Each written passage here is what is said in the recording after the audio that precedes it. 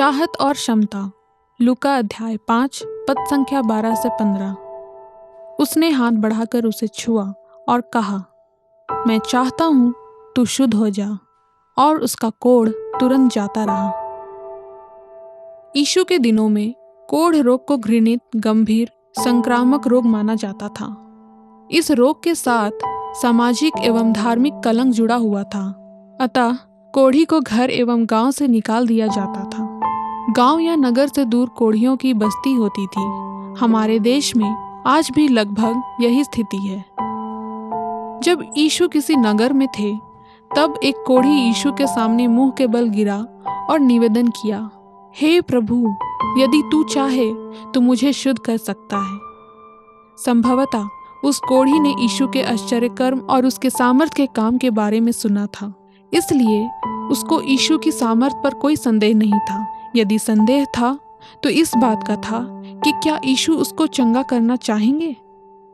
कई बार हम भले काम करना तो चाहते हैं, परंतु उस काम को करने की सामर्थ हमारे पास नहीं होता, अतः हम भला काम नहीं करते। परंतु कई बार भला काम करने या सहायता करने के लिए हमारे पास सामर्थ होता है और हम सहायता कर सकते हैं, पर हम में संवेदनशीलता एवं इच्छा शक्ति की कमी होती है और हम सहायता करना नहीं चाहते। परंतु यीशु में इस कोढ़ी को चंगा करने की चाहत थी और सामर्थ भी। यीशु के दिनों में किसी कोढ़ी को छूना तो दूर की बात, उसके निकट आना भी मना था। फिर भी ऐसी स्थिति में यीशु ने अपना हाथ बढ़ाकर उस कोढ़ी को छुआ और उससे कहा, मैं चाहता हूँ तू शुद्ध हो जा।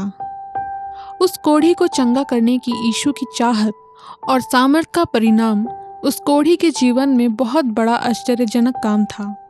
उसका कोढ़ तुरंत खत्म हुआ और वह बिल्कुल चंगा हो गया।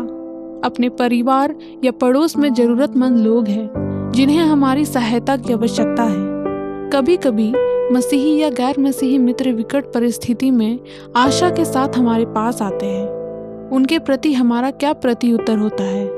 क्या हम उनकी उपेक्षा करें या उदासीन बने रहें? यीशु ने उस स्त्री के बारे में जिसने यीशु के सिर पर जटामासी का बहुमूल्य इत्र डाला था, एक टिप्पणी की। जो कुछ वह कर सकी उसने किया। मरकुस अध्याय 14 पद 8। हमें भी अपनी सामर्थ्य के अनुसार, बल्कि अपनी सामर्थ्य से बाहर भी सहायता करने के लिए इच्छा होनी चाहिए, ताकि जरूरतमंद को सहायता मिले और परमेश्वर की महिमा हो।